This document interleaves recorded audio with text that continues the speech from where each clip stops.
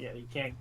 I feel like you can't be doing the same thing forever. You come to a point where you just stagnate and probably have to do something else. And I think that Yeah, was like a bit of my case. I had a good conversation with one of my mentorship students. Well, I actually want to kind of get into that a little bit later. Yeah, you Um, can't. but just like on just like that idea. So I'll bring it up once we kind of get through this initial section of the live stream, and then we'll talk about it. So, For sure. Yeah, yeah. all right, everybody here, sick. All right, let's do it. So audio's working, everything's good, sweet. So, welcome back to week 3. So. This week, right? We had an image here. Let me show you what I kind of did. Where the hell's my mouse at? Where are you? Hold up, there it is. Week 2, and then I think this is where I left off. All right, so this is kind of what I had. I think I changed the shape a little bit from this, but I just kind of added a few things here and there and got rid of some stuff. Oops, let me zoom that out to the right size. There it is. So basically, I just kind of shifted some things around, added some things, did some stuff, right? Really nothing too crazy. It's basically the same image, just in my mediocre opinion, slightly better, right? And so today we're going to take this and we're going to push this a bit further, using color, lighting, mood, and then start getting it. Like, I'll probably finish that before the stream's over, essentially. So we'll just start moving into rendering at that point. We'll talk more in detail as to like what that rendering process is. More of next week, but you'll most likely start seeing that towards the end of today, because it won't take me that long to get it to a color stage. So, but this is basically it, right? The main idea being, I just wanted to create a space where it feels like we're kind of walking up or, boating into this place. And it's supposed to feel like kind of magical in a sense, right? There's some things that I want to kind of fix as we kind of go through this. But generally speaking, right, it's kind of it. So some things that I'm kind of thinking about, right, moving into the next phase. So, for fortunately for me, right, currently right now in the area that I'm in, the cormorant fishing is actually happening, like right now, like not like now, but like tonight, right, like every night for like most of the summer. Um, they'll go and do it, and it's a whole event thing, and you can kind of go out on the boat and stuff like that. I didn't go on the boat. I just kind of went out on the like the bridge area. But anyway, I was there. I was taking pictures, and I was kind of experiencing it like for real, because I'd seen pictures of it and I'd seen videos of it, but I never actually experienced it, right? And the reason I bring this up is because there's little things that happen that you just don't know about, right? And obviously, we can't always experience something, right? There's things that we just cannot be there for, or unable to afford this and that, or even the fact that even it's not even possible to go, right? Um, but if you can go and experience that thing, and this is why I'm whenever I talk about like actually using reference and things, right? It's a lot of like things that are familiar to you, because you're gonna go, you know, a little bit deeper. You're gonna know a few things that are particular to whatever this thing is, right? Whatever that reference board that you had, right? So going back to our week 1, so there's things here that I understand about this, right? Like with espresso machines, I have, or it's coming, but I have an espresso machine. Stonehenge I haven't been to, but like I said, we can't go everywhere. Crows, I've experienced a crow, right? I mean, they're around. Fountain pens, I do have fountain pens, right? And then in the location and with the lamps, I actually bought a lamp that looks like it's not one of those, but it's vaguely similar. It's actually the bottom left one right here. It looks like it's not that exact one, but I bought that one right there, and it has like 2 legs or 3 legs on it. Anyway, but that I have one of those lamps, and then I've been to this event, right, where like I've seen this happen. We're on a riverbed right here, and you can kind of stand on both sides. There's a pier on the other side. I'm assuming it's behind where they're at. But there's a pier there that you can kind of sit and watch, and that's kind of what we did.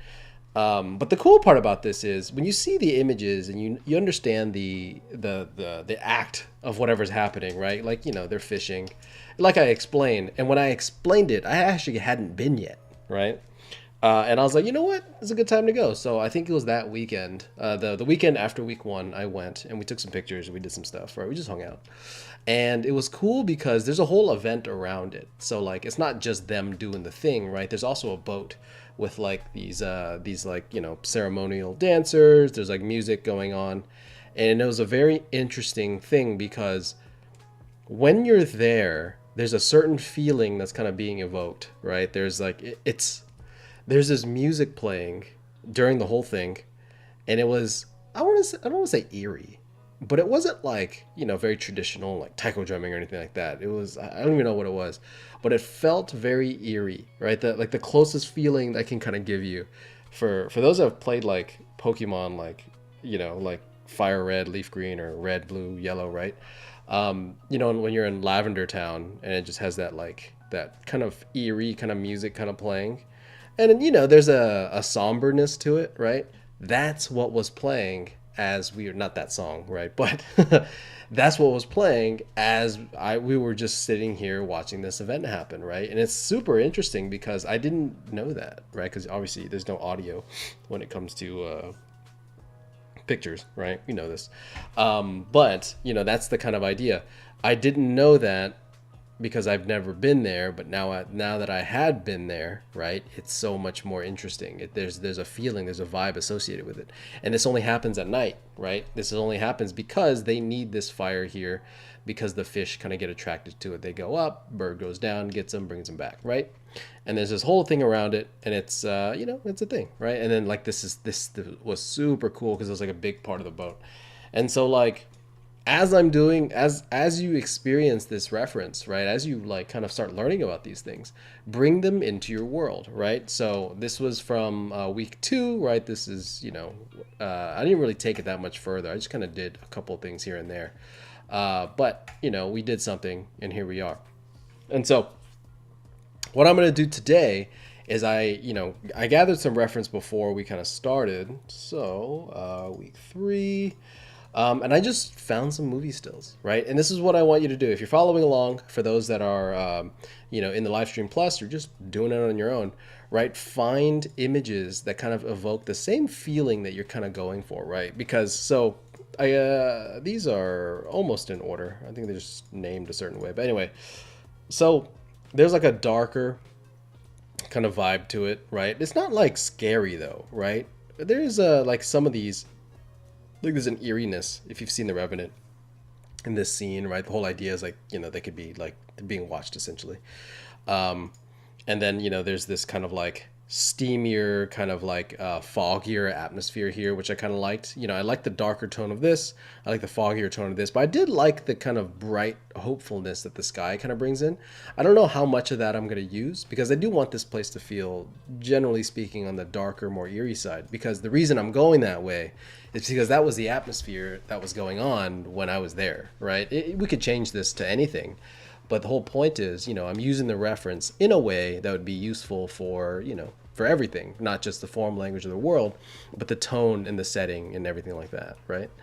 And then from there, right, I just had some more. Like this one felt a little too dark for what I kind of wanted. So it's just something that's like, that's maybe kind of close. I kind of like the way some of that water looks and some of that sky and some of the steam coming off that thing or smoke. And it's just like I'm picking a couple references. There is going to be a main reference I'm going to use, but generally speaking, you can kind of see how they all fall in the same general category, right? So that's what I'm doing. This is why I'm doing it, right? Like, the whole point is I went and experienced a thing, and it was actually different from what I thought. And then now we're just translating that into it, right? And this is why going somewhere is so important. Like, go experience life, go do shit, right? Because at the end of the day, we as artists, it's so like against our nature to go just walk outside. You know what I mean? Because I'd rather draw, man. I'd rather draw and paint. I'd rather go do something. I'd rather go. I don't want to go do things. Because I like drawing and painting. But you can't draw and paint if you've never really experienced things, right? It's not that you can't do it, but there is a level of I don't know, understanding that you get when you go experience things, and this breathes life back into your world, especially with people that kind of know, you know what I'm saying? So just little things like that. It's obviously when you're working and stuff, you're not always afforded the opportunity to be able to go to things, right? And you're not always near the reference that that you're picking, but you want to do the best you can. If you're doing some like Call of Duty things, right? Go to a shooting range, right? Go airsofting. I don't know, but do something that involves at least a little bit of kind of what you're doing, because it makes you think differently, right? And it's a good excuse to go out. It's just like you're just gonna go have fun with friends. You need to go do a thing, and hopefully it's fun and exciting. But then at the end of the day, it's like you just pick up whatever you can from that event. So, but let's do it. Maybe I'll start. I like this tone a little better. Maybe I'll go like darker, but I like this tone better. So I'm gonna start here.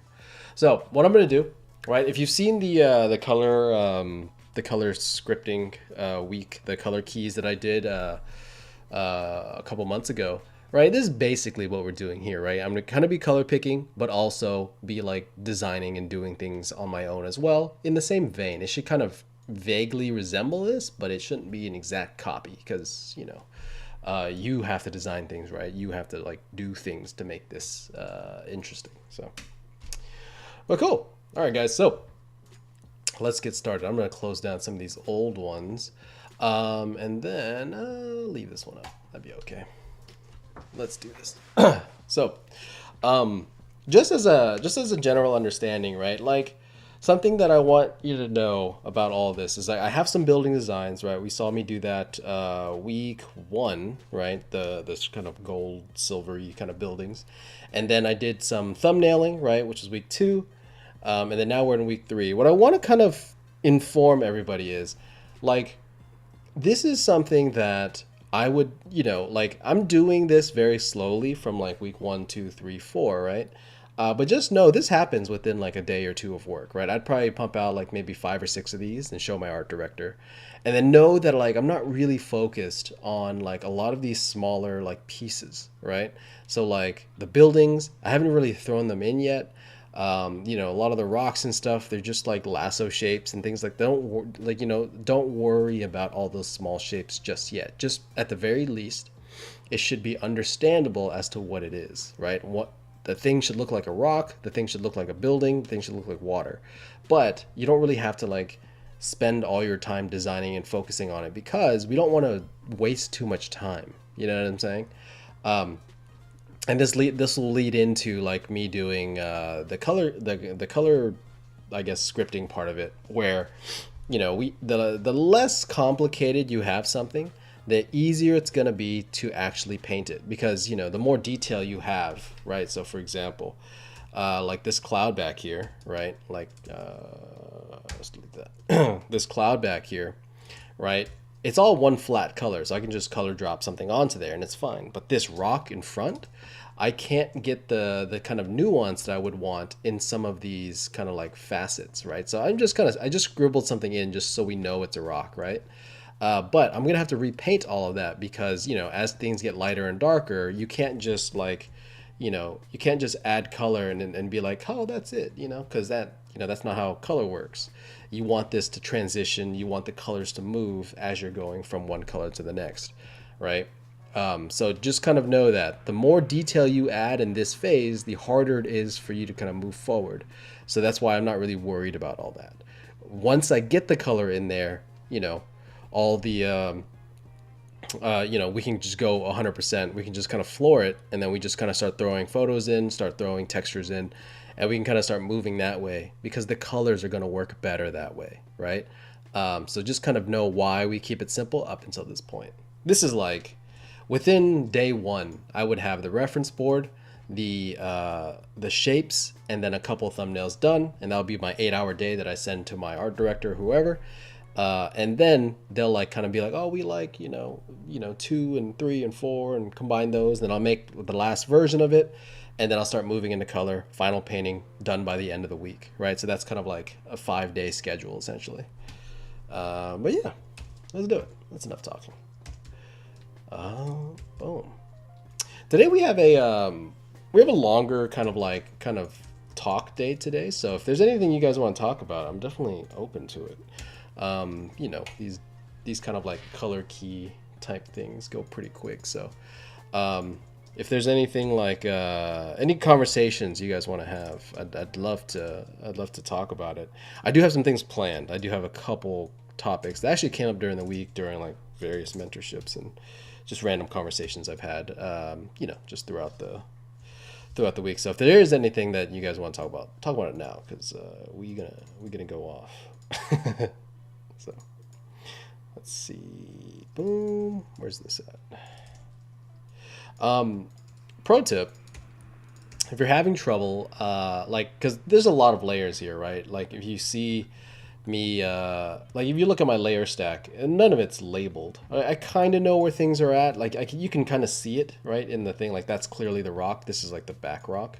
I don't know why there's two rocks, but there do be two. Actually, I'll delete that one. There you go. See. But this you can see that it's the rock. I can see that it's the left rock, right? But it is kind of hard to tell sometimes. And so what I do, right, because this step is so very graphic, and I'm not really putting a lot of gradients in, what I try to do is just try to keep things as separate shapes, right? Because if I need to grab something, I need to get to this layer, right? This rock back here. I'm not gonna like click through and be like, is this one it? You know what I mean? Like that's too slow. If you use the V tool, the move tool, hold Control or Command and click it, you're automatically gonna select whatever layer that is, and that works for as long as you're in the V tool, right? So anything that I pick, you can see the layer stack on the right side here. My selection just kind of keeps moving to wherever it's at, as long as you don't have like an atmosphere layer up top. So if I did like one of these. You know what I mean? Like there's a gradient now on it. If I do the command click, you're only gonna grab the gradient unless the gradient's gone. But see how it's like I'm picking the gradient only, because that's the pixel that's highest on top. So that's why I don't really worry about that quite yet, because it helps me kind of click through a little bit easier. But you do you. So cool. Let's see, boom. And I'm just like color picking, and I'm just, making sure that we can understand the general graphic read right for now, right? Like, I just want to get something that's like roughly close to what I was thinking, and then once I get that, it's easy. It's gonna be easy, right? Sorry, there's a screw like rolling around. All right. Oh, before the stream started, I was talking with Andrew here. For those that I guess watching later / join later, this and that.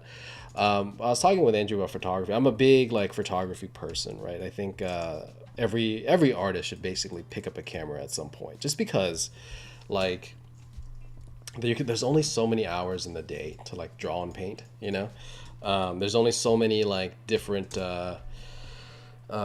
I don't know, studies that you can do before you go crazy, right? And I think for me, a big thing that really helps, especially at work, for a couple different reasons, and I'll explain why right now. When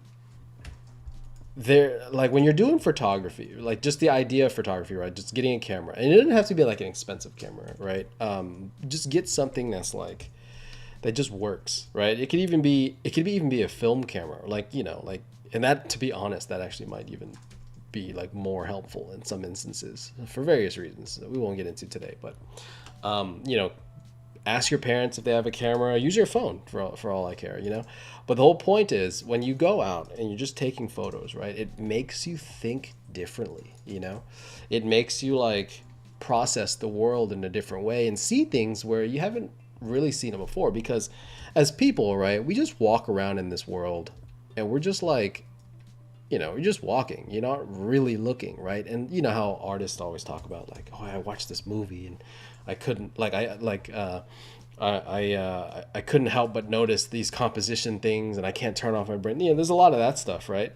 And it's but when you're walking around, you're not really looking. Most people aren't, right? Unless you're a high level artist, but that's not who we're talking to. Most people, when they kind of first start art, you're I don't want to say more of a normal person than you are an artist, if that makes sense, right? You're you don't see the world the same way as other artists quite yet, because you're still learning, right?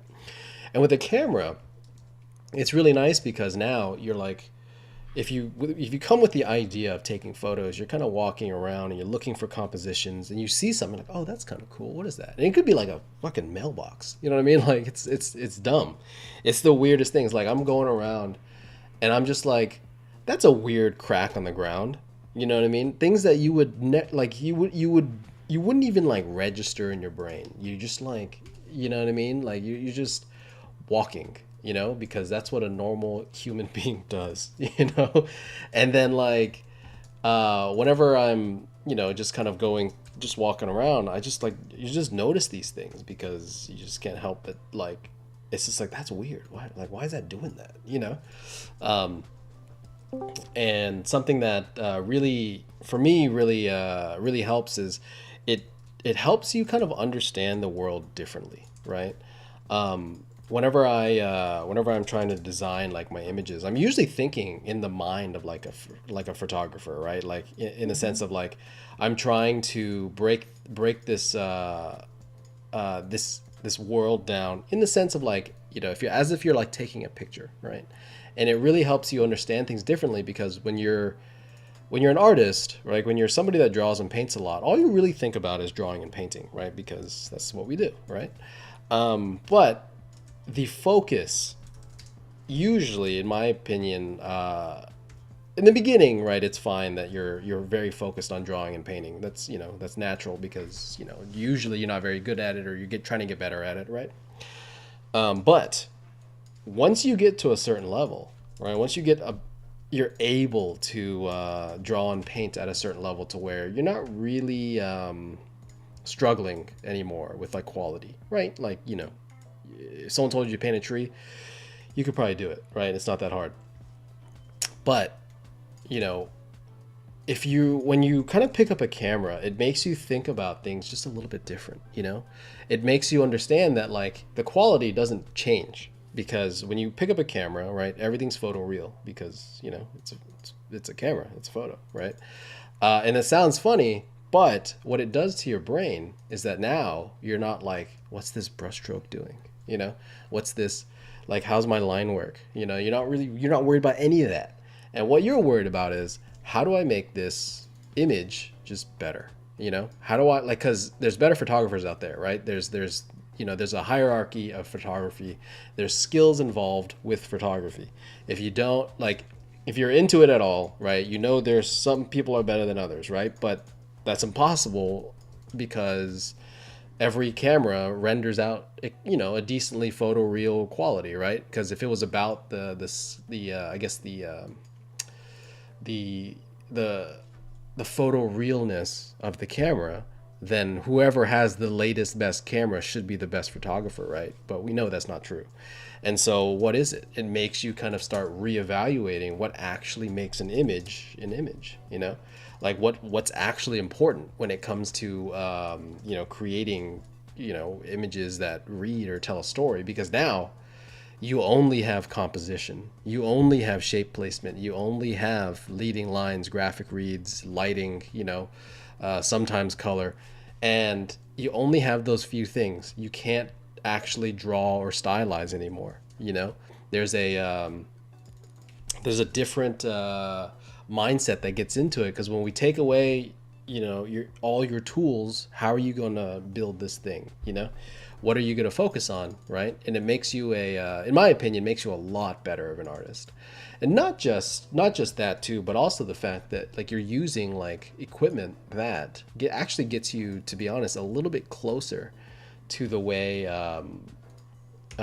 like directors and things directors and cinematographers and stuff actually think, because when you interact with a director, they're not sitting there like, your form language is, a little bit weird. You know what I mean? Like they might, but generally speaking, it's like, what's the lensing on this? What's the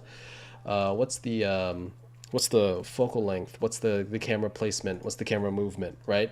A lot of things that we as concept artists or as viz dev artists never think about. Like, why the hell would we ever think about that? Because we don't need to, right? Just because, generally speaking, the things that we do don't move. This image is not moving, so we don't need to worry about the direction the camera moves or the lensing as much, right? Lensing and stuff we start worrying about, but it's not really that big a deal if you're not 100% spot on. But when you get into photography and stuff, you start realizing how important that stuff actually is and what it does to your stories, and it makes you kind of understand what they mean. I had this crit. I've told the story a couple times, but I've had this crit before from my director, and I did this painting for season 1 of Blue Eye where it was Mizu walking in the snow towards the Soba hut. It's like one of the first episodes, and at the beginning, I had the camera lens a little more static. It was a little more like more of a standard lens, like 50 kind of thing. And she goes, "Oh, could we? It looks like it's on a 50 right now, right?" I didn't render the scene. Someone rendered it for me, and then I just painted on top. And then they were like, "Oh, can you put this on a 20?" And as a concept artist, you're like, "What the fuck did you just say to me? Like that makes no sense. It does. That's not English. That's not a crit that I'm used to getting. But if you understand lensing, she's basically just talking about she wants a wider angle lens, right, for various reasons, for director reasons. And because I interact with cameras, I know what that means. You know what I'm saying? Like, I know that, like, okay, she wants a wider lens. And what does that mean whenever I do it? And I can, like, adjust my perspective accordingly. Because it's not a crit based off of, like, anything. Like, the buildings were fine. The snow was fine. Everything was cool. But then it's just like, so you have to adjust the perspective grid, And it's really weird. It's a weird thought. But, because I've done this, because I understand what shifting that means, it kind of made that translation a bit better. Little things like that, they go a long way. And then, like, every conversation you have with your with directors and things like that, it becomes a lot easier to talk to them because now you're speaking their language. You communicate like they do, and they can communicate the way they're used to versus, like, just trying to, like, change their vocabulary for their concept artists. Because generally what's going to happen is that they're going to talk to the production designer, whoever, be like, okay, can you just talk to him about this, because they don't have time. They're busy. They do director stuff. So the best thing that you can do is be prepared for conversations that would involve that kind of talk, right? So, but yeah, it's pretty useful, and it's fun too. It makes you go outside. I think we can all go outside a little bit more. Let's see. A lot of blue happening here. I'll fix this in a second. I'll make this less blue. But we're getting there. Let's see. Boom. Any questions at all? Anybody here? Let me pull up YouTube real quick as well. I'm missing conversations there. There you go.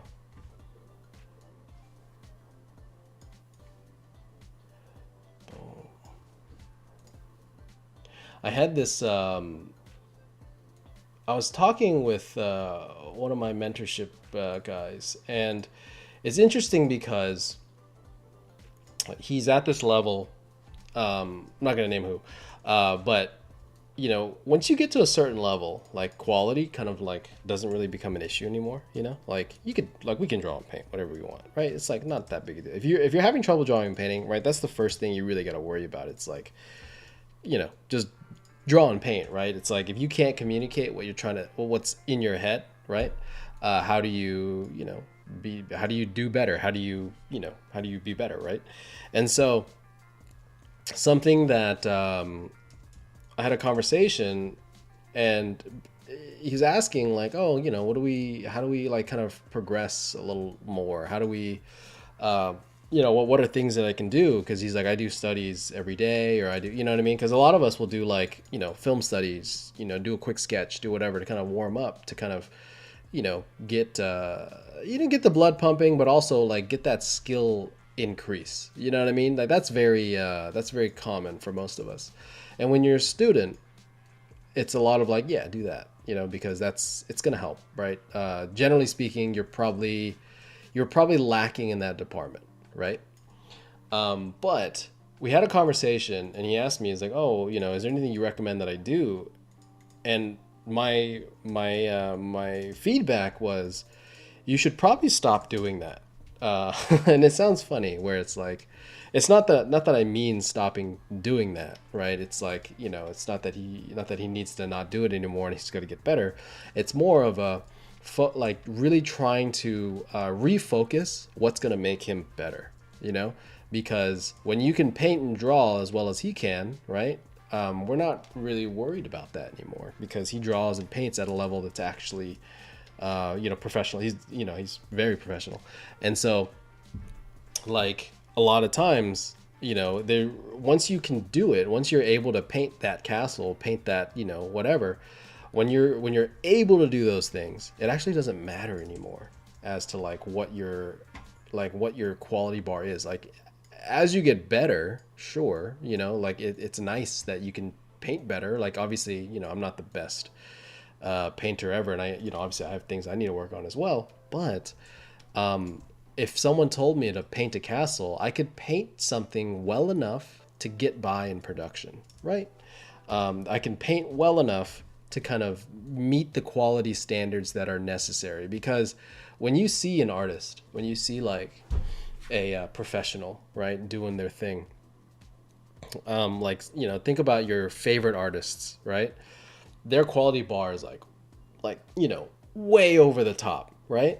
But that quality bar that you actually need is probably like down here somewhere, because they are just very good and they're able to flex that muscle and do those things, right?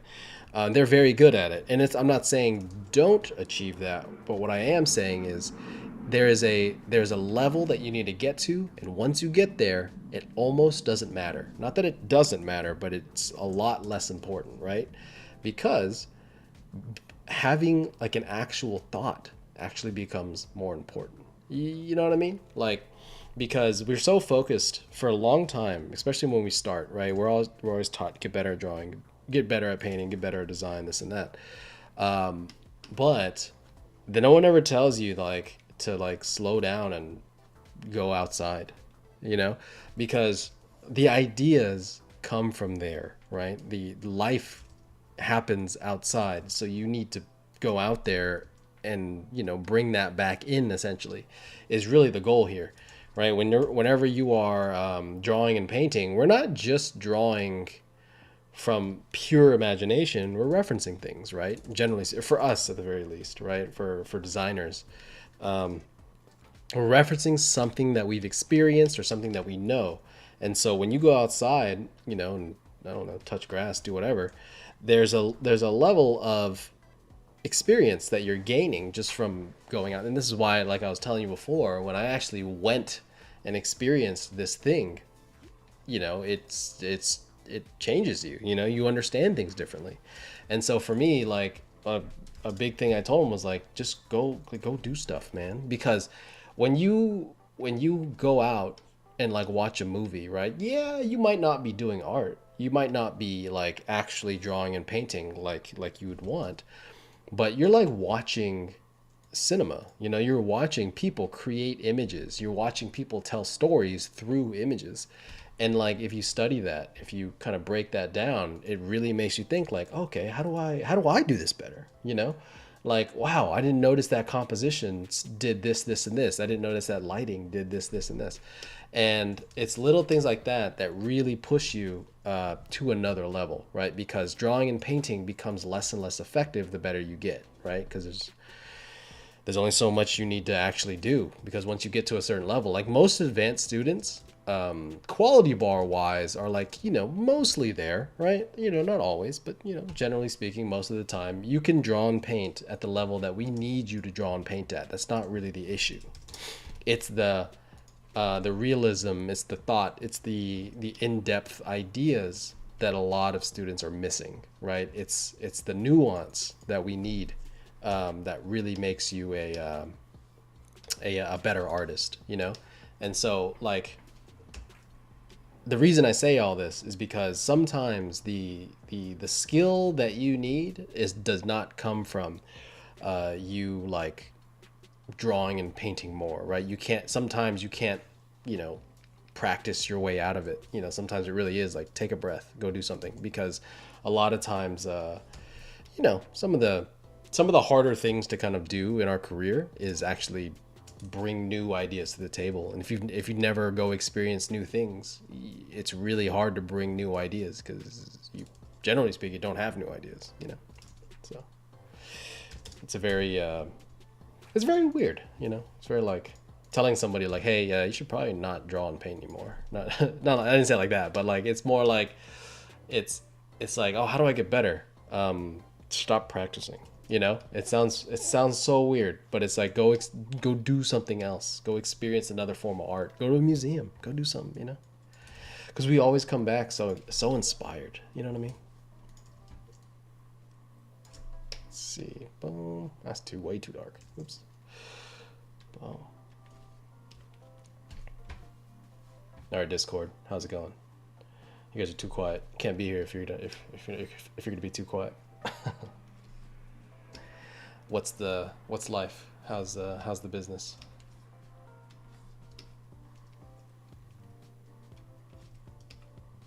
Pretty good. Nice. Yeah, it's going. It's really warm recently.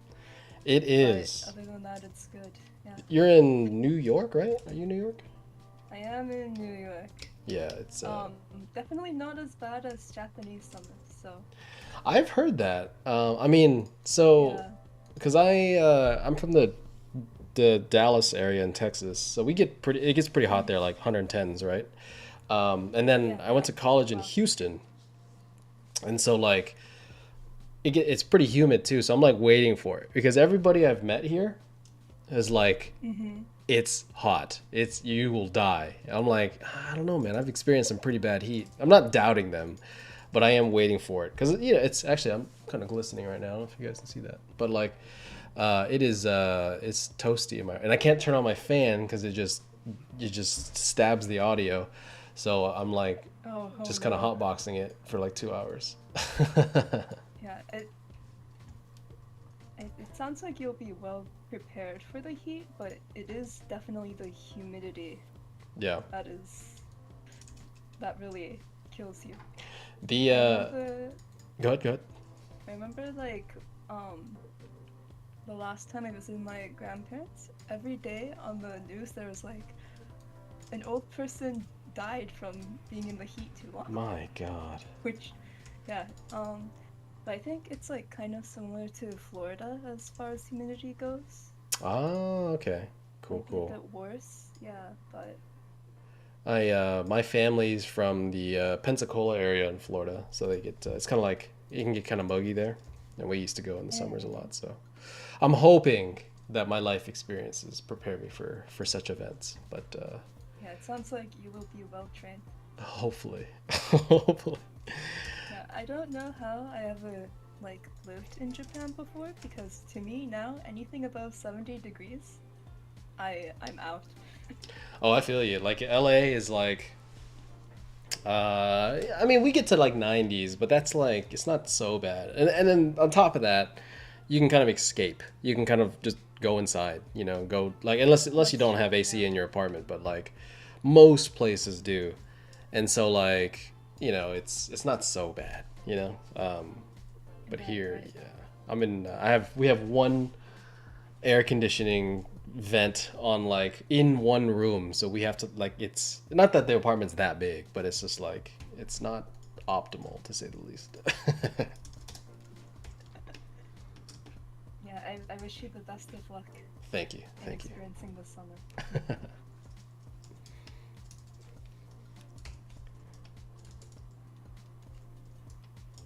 Let's see. We're kind of getting there. I think like I'm slowly kind of moving into that the kind of general direction that I'm looking for, right? We're not quite there yet. I'm still like experimenting with like how dark I want that background, but this kind of gets me in that zone, right? And this is kind of what I want like to kind of hit before I start actually rendering things, before I actually start doing a lot of things. There's some value differences here. I need to kind of go darker on some of those foreground elements, but I'm like inching my way there just because it's a lot easier to kind of add darkness to something than it is to like subtract it. So just as a heads up as to why things are going the way they are. What's what's something that what kind of walls are you guys running into right now? I'm just curious. As like, because we have a couple people here. There's like six, seven, including me, and like, and then you know whoever's also like just watching on YouTube. But like, what are things that you as an artist right now are like hitting that you just don't get? You know, because like everybody kind of has those things where like every step, every step of the process, every you know, every level, right?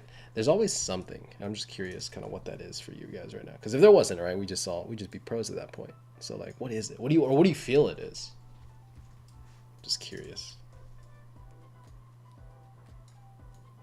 Right now, for me, it's the process. I think that is like I guess like learning the tools in the process is kind of like the hardest for me right now. I think design, I'm at like a good enough point. Like, I feel like my design is stronger than my process right now, and just trying to figure out the tools and kind of bring my designs to life is like the hardest part for me. Because Oh. I've been working on like a project right now, but the technicalities of like learning Blender and all that stuff is what's really slowing me right now. But, Yeah. but yeah, that's like my biggest issue at the moment. Like, I guess you're trying to do stuff, and like, I guess you're, let's say, for example, you learned a new skill in Blender, you learned like a new program, new whatever, and then you started, you know, like creating a project, and you're running into like a lot of like speed bumps of like, I guess, things just not working out, slash you need certain things or don't have certain things from the process as a whole, right? Like, it feels like there's a lot of friction, right? Yeah, Ah, interesting. Yeah, that it's like that'll first happen. flow. Yeah, I just gotta like push through it, but man, it's like I feel like it's been like this for a year, probably maybe longer, but That's gotta get through it. that's one of those things that it takes a while. Like those ideas, like it really is something that takes a good amount of time to kind of um, just kind of get yourself in the right like headspace, right? Because like for me, the process that I teach, obviously you know it, and you know everyone else is seeing it. Slash, you know, even like with some of my 3D stuff, there's a smoothness to it, generally speaking, that kind of, you know, one step literally moves into the next, right? And for a long time, I was like really struggling. And it wasn't, it's funny because it wasn't until I started teaching that actually smoothed out for me, right? Because I started teaching in like 2020. Um, I mean, I was doing like some mentorships before that, but like actual teaching and stuff, it wasn't until then that I actually like fine tuned this process. And like it took, I don't like, for one, I had to make the conscious effort of like of actually like breaking it down, you know what I mean, thinking like literally like I wrote it down and be like, okay, cool, I'm gonna do this step, I'm gonna stop here, and I pulled up a reference of like when I'm gonna stop, right? Because you know I wasn't doing it yet, so I didn't really quite have I guess a solid process, right? Oh, what is happening? um And so I pulled up references from like other artists of like, okay, this is kind of where I think a thumbnail should stop. This is kind of where I think, you know, something else should kind of happen. And it took a while because I I knew the process that I was taught by, you know, my mentors, my teachers and various things like that. But I I don't know, I just wasn't able, like some of it, not that it didn't make sense. It's just really wasn't what I was into, right? Because there's, you know, some teachers, like even for me, like some people just don't resonate with the way that I work, right? Which is fine. That's not a big deal. Um, and then, you know, I resonate with others, but because you're learning, especially for students, because you're learning from like 10 different people, right? Everybody has like 15 different teachers that all say something correct, right? And I mean, you know, everybody's correct in their own way. And now it comes down to which one do you like resonate with the most. And I find that whenever you're a student, the beginner to intermediate levels are actually really nice because you don't know anything, or most people understand that they don't know anything, and so they don't question anything. They just like, if I show you something, like you'll do it, right? Generally speaking. And then whenever you get to the advanced stage, now you have 10 different people that you've worked under, right? Whether it's a class or whatever, and you have a bunch of people that with conflicting advice more often than not. And so now you're having to sort through what works and what doesn't. And then like you have like 10 different gears and you don't know which one's wrong. You'll take one gear out and you put a different one in, but then this gear messes up because these gears don't line up. And then you're like you don't know where to change things, And it's a nightmare for a long time because you're like in the middle of like trying to like find yourself. You know what I mean? Like it sounds weird, but like it's a lot of like what works for me as like for my workflow. You know what I'm saying? Yeah. I don't have an answer for you, but resonate. Yeah. I don't have an answer. There's no easy way to go through it, but a lot of it really is that. Like it's just like you're struggling with the identity of the people that taught you, and then you're struggling with what you want to do / what you're coming up with, because at some point, right, everybody's I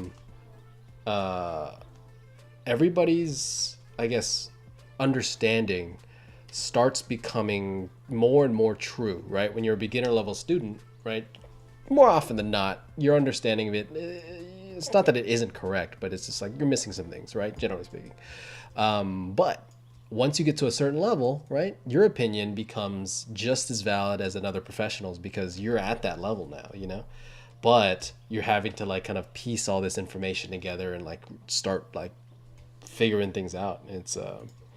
It can be a very frustrating process because you're like, I know what I want and I see people doing it, but it's not working with what I know.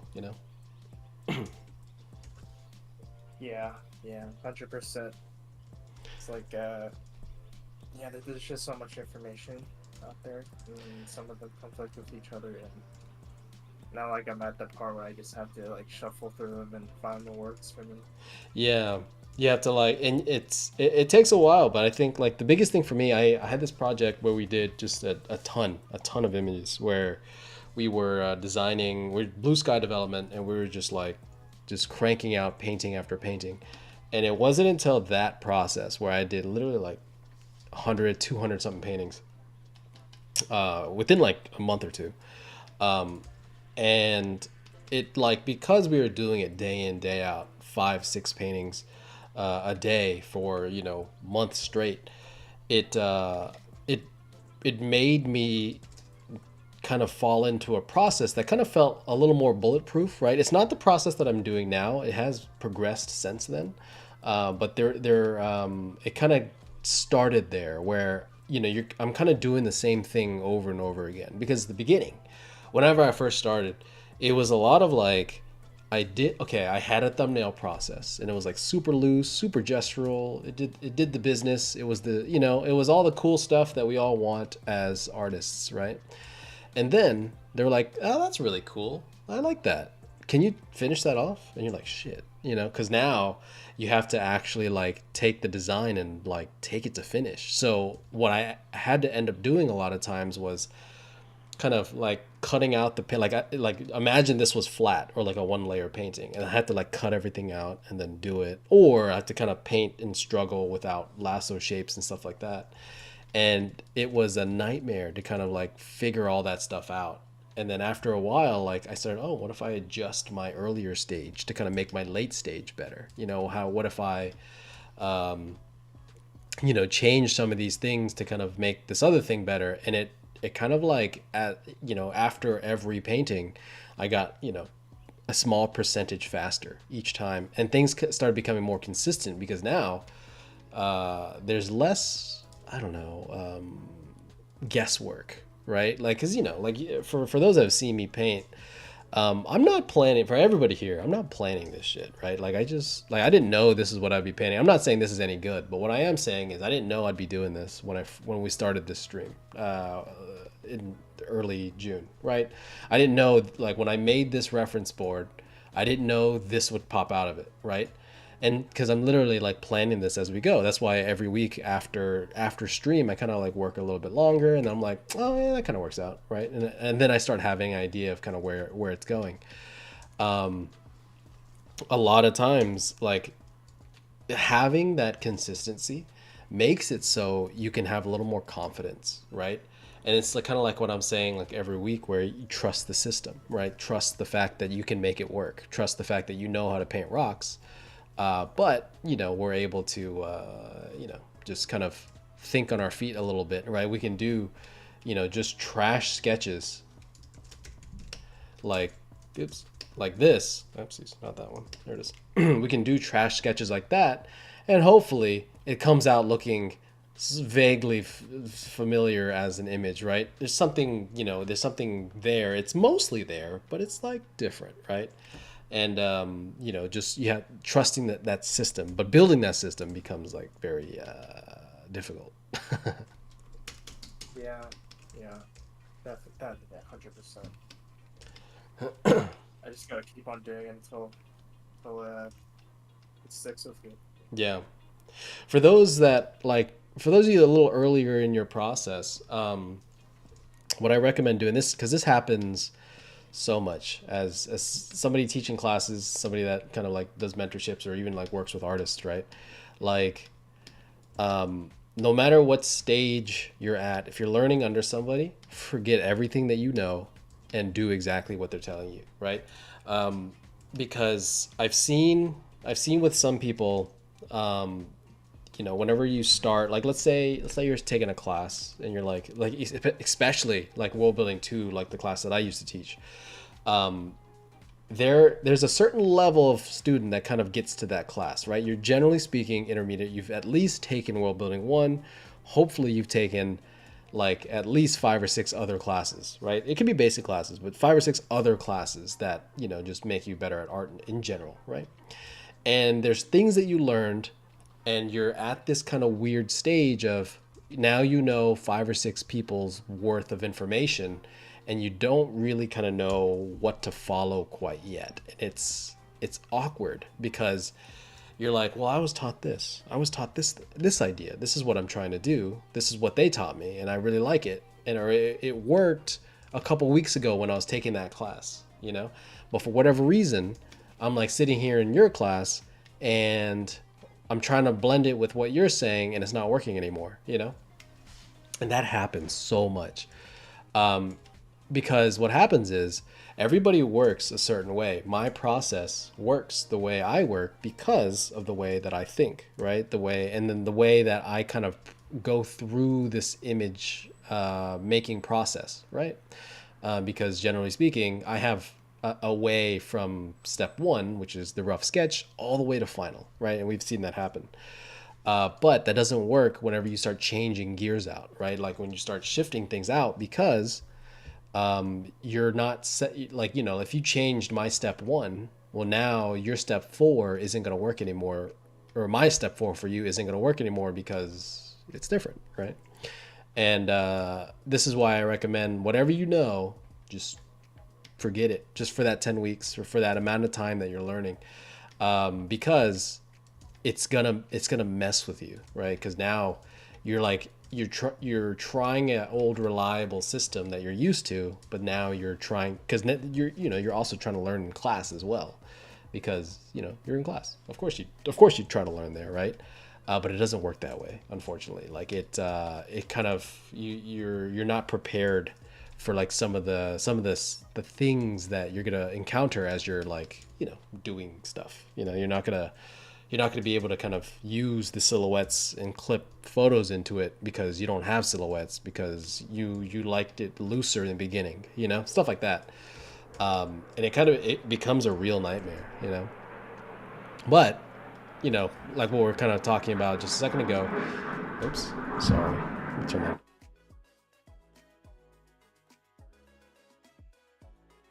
There you go. Sorry. What we were talking about a second ago, like after you finish those classes, well, now you got to become a person. Now you have to like do something that says like, okay, well, I did what they said and it worked out pretty okay, but you know, I don't really like working that stiff. I don't really like working that way. You know what I mean? And that's where a lot of the the harder kind of like figuring out things kind of happen. So, but yeah.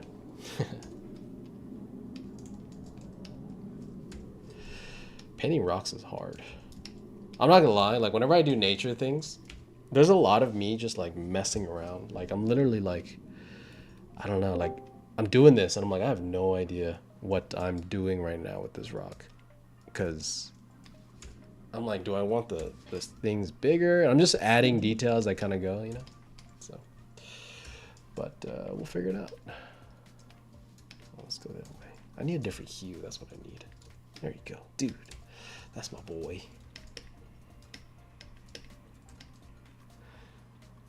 Oh, who else has got blocks? What's the things that you guys are struggling with?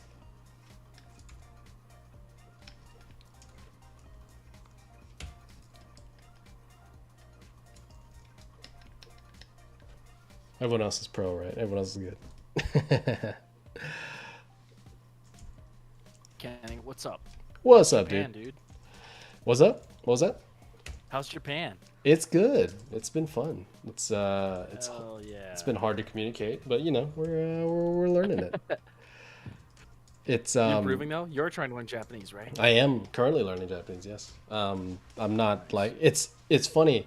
I'm going through this thing right now where because I know like half of 1% of Japanese, it's enough to fool you into thinking that I might know Japanese. Not that like the accent's any good, but the whole idea is when you're a foreigner and you're walking around and then you say something in like broken English, like you're just gesturing at things, they'll try a little bit harder. They'll be like, oh, okay, this person clearly doesn't know any Japanese, so I'm going to tone down my Japanese to help this guy out. They're like, oh yeah, you know, because they know a little bit, generally speaking. They'll try in English, right? But if you start asking in Japanese, they're just like, oh, he's good, and then just go off. And I'm like, fuck, because I'm like, I'll script something for like a good like 5 minutes, like I'll be like pacing around in the store. I'll sit down, like I'll Google Translate whatever I'm trying to say, because if I need something, right, I'm like, hey, where's the, whatever, or whatever I'm doing, right, and I'm just kind of figuring it out, and then because I say it in not English, I'm hesitant to say it's any good. The reason, like, they just kind of like, they're like, oh, okay, yeah. And then they just kind of go off. And I'm like, oh, no. Because now, like, I'm like, because I have no idea what they just said, because it's like level 100, it's casual, it's just like me and you talking now. It's been a interesting ride, to say the least. I totally sympathize with the scripted conversation going wrong. That's what I used to do for like ordering at restaurants. Yeah. It was, I know the pain. It's brutal. And the same thing where like you have like one like a Japanese and the people are just like, oh, okay, this person like knows Japanese, so I can just, Yeah, because they just go off and you're like, damn it, I'm not ready for that. And there's like the sad. It's almost like feels like a metaphorical like walk of shame, as they sort of like dial in where your ability actually is, and they start like dumbing it down again. You're like, oh. There's also they'll throw in like curveballs where like it's not them doing it, it's just them talking. It's me not knowing that it is a curveball, but like they'll respond more casually, and I'm like, oh, I know the proper grammatically accurate way to say it, the long version of like, whatever the response should be. Because like so I'm getting with my current teacher right now, he'll walk me through like whatever needs to be said, and then he'll respond as well. So I kind of generally know what they're going to say as well, or what they should be saying along those lines. But obviously he's teaching me in the way that you're kind of supposed to say it, but they'll say it in the casual way that, a normal Japanese person generally would answer something. And definitely not the same. You know what I mean? It's like, Yeah. No, for sure. Like textbook Japanese is such yeah, a different kind of Japanese than like real Japanese sometimes. I totally feel that. yeah. So, or like, I'm, I was learning hiragana, katakana, and stuff like that. And like, when it's like Arial font, like typed out, I'm like, cool, I recognize that character. And then handwriting, I'm like, what is that? So that's been fun. Yeah, like man, was it the katakana shi and tsu, right? Yeah. Maybe I might even be screwing up, right? But where it's just like the direction of the two like Dakuten like characters on it. Yeah. Yeah, the Yeah, that still kills me. yeah, Yeah, even I the mess up on that sometimes. yeah, It's she and like with like the font too. It's yeah, so she and Sue. sometimes. Right? Like this is two different words or two different like letters. And I'm like, God damn it. God damn it. I'm just like I can totally read I can totally read my native language. I totally know how to read Japanese. Yeah, like so and N. Nope. Oh yeah. I'm like, That's dude, also and like when it's typed out, it's fine. It's like, because there's enough to where like you can kind of get it. But when someone's handwriting comes in, especially because like, I was actually talking to Gloria about this yesterday. So, we'll get compliments on our handwriting, right? Because when we're learning, like I kind of equate it to like drawing. I'm like drawing the letter, not writing the letter, right? It's like different. Like there's yes. you know, because I was thinking about it and I was like, well, I don't really know what I can get away with. Because, if you do the letter A, right? Like you know that there's supposed to be something like this, and then there's, the tail. So you can kind of like loosely go about it, but you hit the main points to where 70% is like mostly there. But for us, I don't know what that is quite yet. There's little things that you're like, oh, it needs to be like a nice 90-degree bend here. It needs to be a nice like kind of swoop there or whatever. And we don't quite know it yet. And we're like having to like kind of write super slowly. And it's like, it's really, it's really fun to kind of like learn these things. So, Yeah. When so I lived there for about a year, and when I left, I sold a bunch of stuff at a book off, and it was this horrible experience of like I focused pretty much only entirely on speaking. So I was like kindergarten level, like reading, writing, like it was bad. yeah. So I was talking okay with like the girl at the counter, and she's like, "Oh, awesome, just like fill out this form of like the stuff on each room, and we'll tell you how much we'll like give you for each." And I'd sit there and be like, "Oh, actually, I can't write any of this. I actually can't read," and then have her like sit down with me and write it. It was bad. It's Well, luckily, that's going better for you though. luckily, I mean, better? I don't know, man. But, like Can't be as bad as me. it's like I know the ABC. I don't know them, but like I'm better at recognizing them. I saying knowing it is far as a far stretch, because like I'll be looking at a sign for like in just focusing for like a good 2 or 3 minutes, and I'm just like, what does that say? Like, and then people are looking at me and like, because I'm just like staring at this packaging like intently. I'm like just trying to read like bean sprout, like it's so, it's so interesting. I wonder what I look like from the outside, but it is what it is. Yeah, sorry if I derailed all that. I was just curious. No, man, it's cool. We're talking about kind of like blockers and stuff, like things that you're feeling like you're struggling with in your kind of learning path right now. I don't know if this is the same for anyone else, and so anyone, feel free to like riff on this. But right now I'm having this weird thing, kind of analysis paralysis, where I'm like, so I have an okay portfolio. It's nothing that's like amazing, but I've been told from several industry friends like, hey, you should apply these places. Like, I think this is good enough to get hired, but it's like way too niche. So I tried to be like somewhat unique in what I'm trying to go for, but because of it, I've actually kind of like, for somebody who's trying to enter junior level positions, I put myself in this weird spot where other companies are like, hey, we don't want to see your pet project. We want to see you doing like the general, something more generally relatable, right? So I'm like, okay, I have all these other directions I could go now to branch out, and I don't know what one to pick. Interesting. Like, wait, they don't want to see your personal projects. They want to see like actual production ready things, right? Is that what I'm hearing? Yeah, or more like, so if I had to put it like uncharitably, my like half of my portfolio at least, this project I did for graduating was like it's almost like if like Bungie made Dead Space. Like that's the design sensibility, right? It's kind of like atmospheric sci-fi stuff, all hard surface design, cool, whatever. Turns out a lot of companies want like stylized characters, environment. You know what I mean? Like there's more popular, lucrative styles. Gotcha. And what I've specialized in is not one of those. Gotcha. Yeah, it can be. I think that can be really tough. I think something that I see a lot. I hear this a lot too, where I'm like, a lot of people are like, oh, we want specialists. We want people that do one specific thing really well and this and that. And I agree with that to an extent, but I think it can be pretty harmful a lot of times because, with that, you really limit yourself to the people that do that thing, because now, if you're a hyper real, you can't work for stylized. If you're stylized, you can't work for hyper real or whatever, right?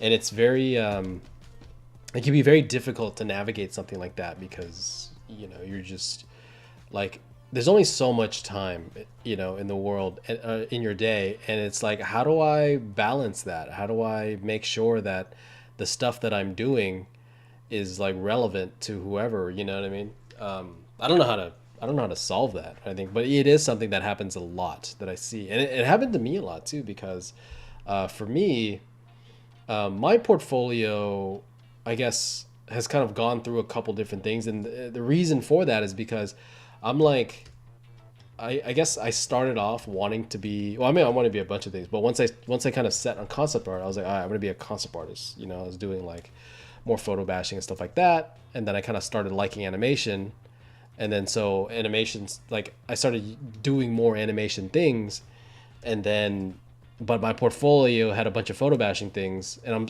you know what I mean? It was a lot of like, I didn't have what I needed, to kind of, I guess, get to where I needed to go for like a long time. You know what I mean? It was really weird. Even like into working, it was like that for a while, but it's a very weird thing. And I mean, my advice, generally speaking, right, is that this is why it's always like aim for studios, because if you're not aiming for a studio, it can be very difficult to find one that matches you, right? Because you have to find a studio that's looking, and some of us are pretty lucky to where like we have a style or have an appeal that we're doing that kind of is generally speaking pretty easy to kind of do, right? Like pretty easy for studios to kind of like, is something that's already popular.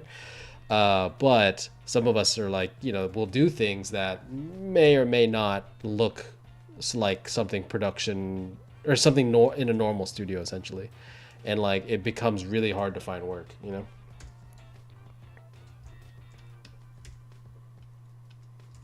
So I don't know, man. It's for sure. It's something I'm learning the hard way. But it's all right. I think something that helps me a lot, right? Because I think at this point in time, I don't really worry too much about. I mean, there are some things, like I have a wide enough portfolio to where I, generally speaking, will match almost any project that they throw at me. But something that helped me a lot was, I guess, showing like core skills, right? That you kind of need. So, for example, if there's like turnarounds, right, or like designs and various things like that, regardless of style, it kind of helps a lot to be able to do those core skills, because that's what they actually need, right? Because if you're like pretty close in style, pretty close in I guess whatever, you're probably gonna be okay, right? Just because you're kind of like 80% in the ballpark, right? But it's then showing like, oh, I know how to do turnarounds, I know how to do shoebox designs, I know how to do whatever it is that you need to be doing. And that's the core skill that we need. It kind of like transcends whatever style is. It passes that need for matching a style and goes into like, oh, we're actually, we're just showing like stuff that production generally uses, if that makes sense. No, totally. Yeah, yeah. I think I drilled definitely too specific in where I kind of aim my stuff. Ah, gotcha. Yeah, getting a job is a nightmare. It's so hard to like, because there's so many different things that you could do, especially like when you first start. There's so many different jobs, so many different like, and there's so many things that you don't know, right? I think like I didn't know like a colorist was a thing, right? I didn't know that there was a background painter versus a layout artist, which you would kind of assume is the same thing when you're a student, but it's not. There's two different jobs for that, and it can be very difficult to kind of navigate that. And as you're learning, you kind of have to like figure that stuff out, and it's really I don't know. It's very difficult to kind of know that right off the bat, especially like if you're not like, I guess not that you are, but if you're not like part of a community that is a little more up to date on those things. Painting rocks. So I'm kind of just going right now. Something I want to point out, right? I'm just making shapes. I'm just putting stuff on a page just to see how it goes. This rock looks kind of lumpy and kind of weird right now. I'll fix that in a second. I'm kind of like thinking, I'm spending too long on that one thing. So I'm trying to just start spreading out some of this rendering into the various places that I kind of need right now. So just understand that like a lot of these things, like, that looks pretty good, right? This middle rock, not so much. I can spend more time on that later. But like that rock on the left, the rock on the right is starting to look okay. It's understand that, whenever you're painting, if you're not kind of enjoying or not really enjoying something about whatever it is you're doing, remember that you can come back to it. You can just get it kind of most of the way, and then we can kind of finesse it. An issue that I've seen a lot with students is that when you kind of like, when you run into a roadblock, there's this problem of, do I kind of avoid it for now and then come back because it's just sitting there staring you in the face, or do I just address it until I fix it? And usually, like, because I have a couple mentorships like that, or I just, I've come across a lot of students that kind of do things like that. What I would recommend always is, if you're not really enjoying a shape that you're doing, you're not really liking where it's at, move on for a second, right? Because I'm gonna do it again with a couple different rocks, right? I'm gonna start kind of painting that a little bit better. I'm gonna start adjusting that and making it, look cooler. And so I'm kind of giving it a chance to grow, adapt in my eyes, to kind of like reformat to whatever it is I'm currently painting. You can adjust as you're going, but just understand that, move on. I can kind of do some other stuff while I'm, kind of marinating on this idea. It really helps to kind of like just move, come back to it, with fresh eyes a little bit later. I'm adjusting it right now, but like I might come back, sometime like later in the stream. I might wait until I'm just doing this in my free time later. But just know that it's like, you don't have to like constantly be hammering your head against this wall. You can just kind of, move on for a second. Get some comments in the YouTubes. Organic things I find way easier than architecture. Painting and drawing, designing architecture is a big block for me. Oh yeah, that's, it's funny. I had the exact opposite. I got better at it once I started working on like, for example, like the for like Blue Eye Samurai, because they had me doing a lot of like snow and mountains and stuff. I got better at it. I'm still not very good at it. Like with architecture, I know what I'm doing, right? Like I know like how to piece things together, and there's a logic for me where I can, like roof goes here and I just stretch the roof out or elongate it. I can mess with the proportions. With nature, there is that is a basic fundamental idea, but also like there's a randomness that has to look appealing, but then you try to make it appealing and it's not random anymore. You know what I'm saying? Like it's so I have such a hard time with that. And that's why like when you see me do a building, I'm like running, and like there's not a lot of going back. Like this is like the third version of this same rock, right? But like when you see me do a building, you'll see me do it in like one go, right? Because I'm just like, oh yeah, cool, I know how to do this, right? But it's just like I'm like trying to feel out some like interesting shapes. Like that shape doesn't really quite work, so I'm like carving back into it, and I'm like guessing a lot of times. Like, does that work? Is that cool? And then I'll kind of go back and forth, and it kind of sucks. But you know, I guess with more talent, we'll make it better. Second comment was, I feel like there's a lot of conflicting advice on having really unique ideas and designs versus having more generic work that fits well with specific companies.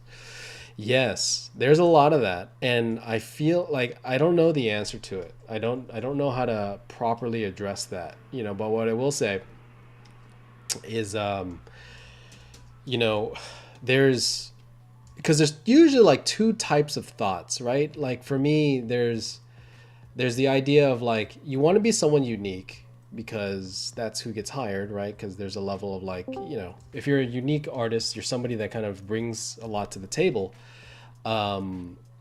It's I don't want to say it's easy to get hired, but you stand out, right? There's a level of standing out that happens. You're not really generic anymore, right? And that's really cool.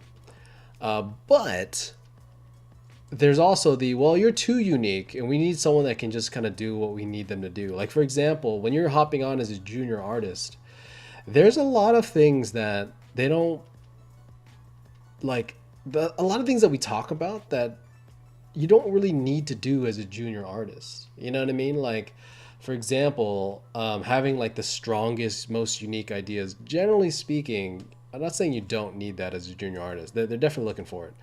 But you don't really use it once you actually get on the project, right? Like for those that have worked before, for those like kind of getting into the workforce now, when you work, you're gonna put out a portfolio where it's like, hey, this is like the most unique thing that I can think of. This is like me on a page, whatever it is, everything we've talked about in terms of design, right? And when you actually get on the job, they're like, hey, can you give us a rendering of this cup? It's like a glass cup. You know, it's like, what? You know what I mean? Like you had me create a portfolio that looks like the most unique thing in the world and it stood out because of such great ideas. And you want me to do a turnaround of this fucking cube?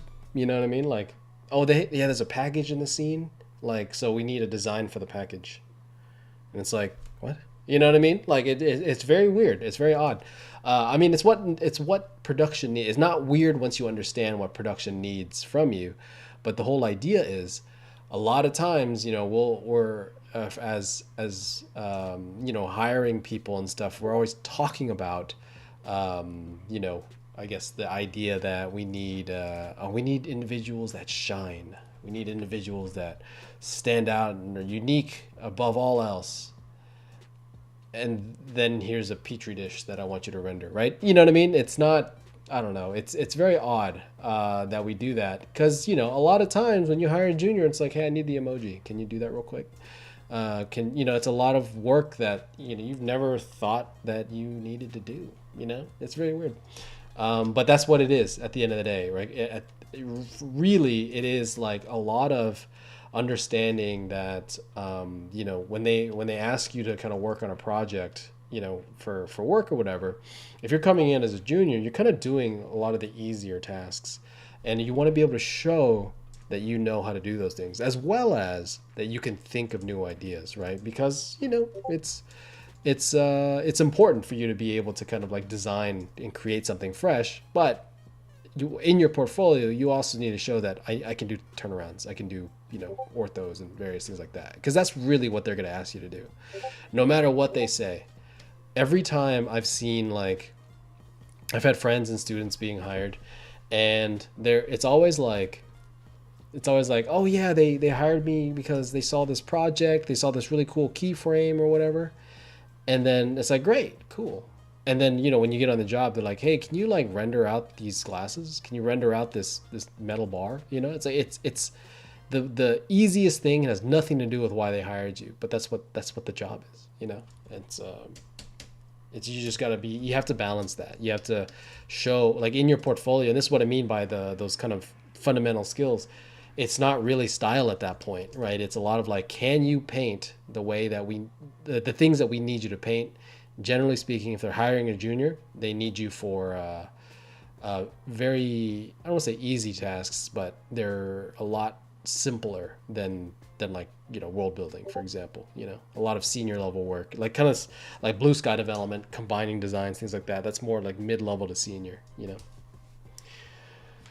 know, seems like a tricky balance to find as a junior trying to get into the industry. Yeah, it really is. It's something that it's a lot of just a lot of luck, just to be real. You know, I think a lot of people don't like to admit it because there's such a high level of work that's required to kind of get your first job. But I mean, in my opinion, it really is like 80% luck. Like a lot of it really is. Like, you know, if you're lucky, it doesn't matter if your portfolio sucks, right? Like that, because plenty of people are lucky that they got an art director to look at their portfolio, but then the portfolio is not quite at the level that it needs to kind of qualify for work, right? That's, you know, that's understanding that luck is important, but you do have to have the skill. Like it can't just be luck, you know? Like I had a lucky opportunity when I first came out here, not here, came to California. I moved out there and I was working at a Blick, and you know, I was kind of there's artists and people coming in and stuff like that. And I was super lucky because one day this guy comes in. He's a director. I forgot his name. His last name was like German or something, but it rhymed with winner. And you know, being the charming, very enthusiastic worker that I was just kind of joking with him. I was like, all right, Mr. Winner, you know, like it was like Viner or something like that. It was, you know what I mean? It was something very like very close, but you know, obviously calling him Winner was like, you know, just fun, whatever. And he said he was a director, and he was making his graphic novel. And he was like, "Hey, you seem pretty cool. Like, what are you doing here? Like, what's your story?" Because and so I told him, I was like, "Oh yeah, I'm trying to get into art school right now. I was making my portfolio to work to attend Noman at the time." And he was like, "You know, I mean, if you're an artist, right? I'm looking for artists. I'll give you a shot. You know what I mean?" And I was like, "Dude, awesome. Hell yeah, man. Like, yeah, I'll do it." And it was cool because, you know, I got a chance to kind of do some stuff, which was fun, right? But he was like, "Cool. So, hey, this is the environment that I need." And then I had this character, and they told me the story and stuff. And me as an artist now, I'm like, dude, I would kill that now, man. You know what I mean? Like, I'm like thinking back, I'm like, dude, that assignment sounded like pretty fun. But at the time, I was not ready. I was like, this is pre-art school. Like, that's how early it was. Like, I wouldn't even like, I was learning perspective at the time, you know? And I tanked it, you know, because for one, he gave me a week, which, you know, I was dying for that week. I stayed up late. I was working the entire time, trying to do it, trying to, you know, like land my first gig, you know. And then like he gave me a week, and then a week went by, and then I ghosted him because I wasn't ready yet. And I was like, oh, it's not done yet. I can't show him. And so I basically kind of spent another week on it, and then emailed saying that, oh, sorry, I missed your email. You know what I mean? Like, which that doesn't work. For everybody trying that excuse, that doesn't work. And you know, he was nice enough to kind of like give me a meeting where like I went to his house, and then I kind of showed him what I was working on, and he's like, you know, just as a professional courtesy, I wanted to kind of talk to you about this, just because you know, you seem like a really nice kid, and you know, definitely like kind of reach out whenever you get a lot better. I actually forgot his name, so I can't find him anymore. But and this was like 2013, so it's been like 10 years since. And he said, you know, reach out when you get better after school and stuff like that. But you know, the work that you kind of showed me here just isn't it. You know, it's not quite ready yet, and you know, you got to work on, you know, kind of like responding and things like that. And you know, I was kind of bummed out about it. And obviously, you know, it's just something where it's like I was lucky enough to kind of get that meeting, right? But I wasn't skilled enough to keep it. You know what I'm saying? And that's kind of what I mean by like, you know, it is a lot of luck, but you do have to have the skill to kind of match that, you know. So but yeah, that was fun. It's, at the time, I was like, dude, I messed up, this, that. But like thinking back, I was like, there's no chance in hell I was gonna get that, like just, I mean, it's just so like thinking about it now, because he had this world. It's a post-apocalyptic world. I remember the prompt too. Post-apocalyptic world, and there's these grow domes on top of like destroyed buildings. Like there's these buildings, and it has these domes that were like growing vegetation because they needed to live. It's like their new way of like kind of doing stuff, and it looks so stupid. Like I grabbed a photo of a city and I just put some domes on top. Like it was a bad photo bash, and then I smudged some stuff over it. It was so ugly. It was like the worst. Like I mean, it's literally probably the worst painting I've ever done as a whole. And it's just something where it's like you live and you learn, right? But that was it was quite the experience.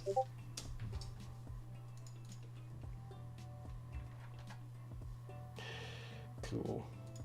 Oh, am I missing some stuff in the chat?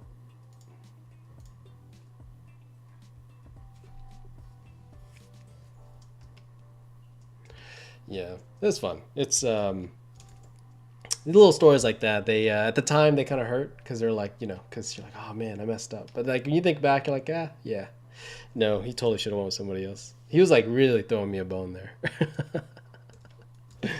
So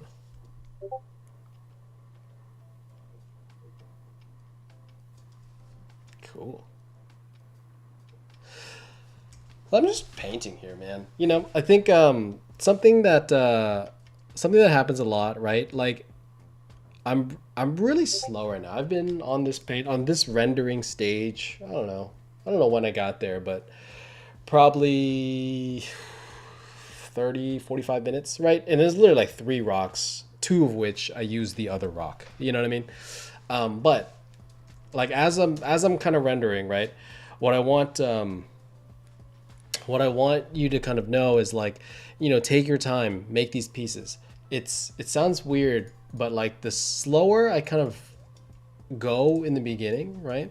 Oftentimes it leads to me being faster, So whenever I'm painting, I kind of just slow down and I just try and make something that's kind of interesting for now. And then from there, I'm gonna kind of start. I'm gonna start ramping up in a second, just to kind of get this to, to start, making it better. But because I'm going slow now, the ability to ramp up and the ability to kind of start using these assets becomes more and more important, right? Because I now have pieces that are useful. Because if you kind of like go everything and just kind of like, do it quick and, loose and fast, right? You have to spend a lot of time cleaning things up. You have to spend a lot of time making sure that the stuff coming in, later, right, is like clean and tight and, well done. Or you have to go back and clean it up, which going back to do anything is not the answer, for me at least, right? And so I like to work a little bit slower in the beginning. Take my time, make the pieces that I need, because once you get that, it becomes so much easier. It's one of the easier things you can do because all the pieces you're playing with are all generally clean, and then you can just add that little bit extra. Type Proton says, my first real gig was with some game dev I know from a web forum, but no one in the team really know concept art or game art really. It was a fortunate, but also a bit miserable because I didn't know shit and no guidance. Then I got laid off. Feels like a couple of my years are missing because of that. Still finding a new job. Yeah, I think something that happens a lot is that with people that are finding their first job, right? If you kind of networking, kind of doing your thing, a lot of opportunities do come from these places where it's like, oh yeah, we're starting up a team and we have a bunch of engineers and you know what I mean? Like we're kind of just doing they're kind of just doing the thing. And it's like, but they don't, it's not that they don't respect art. It's just that they don't really do it. So they don't really know what it entails, right? And so what happens is oftentimes you run into the issue of they know they need artists, but they don't know how to use an artist, right? And that's a big issue for those of you kind of getting your first job, I would be very hesitant. Like, do what you need to do, get the job that you need to get, right? Some experience is better than no experience, you know?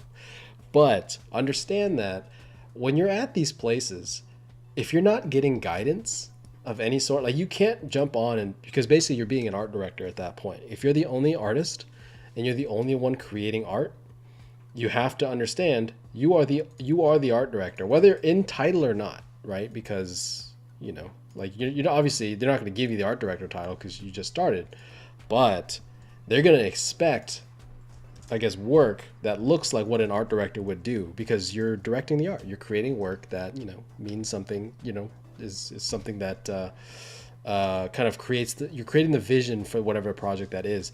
And that is not something a junior artist would be even remotely capable of doing. And you really have to be careful of that because, you know, it could be a terrible time. You know, it sounds like it wasn't that great from what you're saying. But that's really what it is. A lot of places, if there's no like I would, for everybody's first job, I always recommend a structured place. It doesn't have to be a big studio, right? I actually recommend it not be a big studio, but somewhere that has a structure, somewhere that they know what they're doing. There's a team there. There's more senior artists. You're not the only one. Because when you're the only one, everything rests on you. But you're not strong enough, generally speaking, to be relied upon to do that. Does that make sense? So just something to be aware of. You know, obviously take whatever job you need. Do what you know, try and swim if possible, right? Some experience is better than none, but it is super hard. It is not something that is that it's not really something that's oh yeah, I'll figure it out. You know what I mean? It's like generally speaking, it doesn't work out.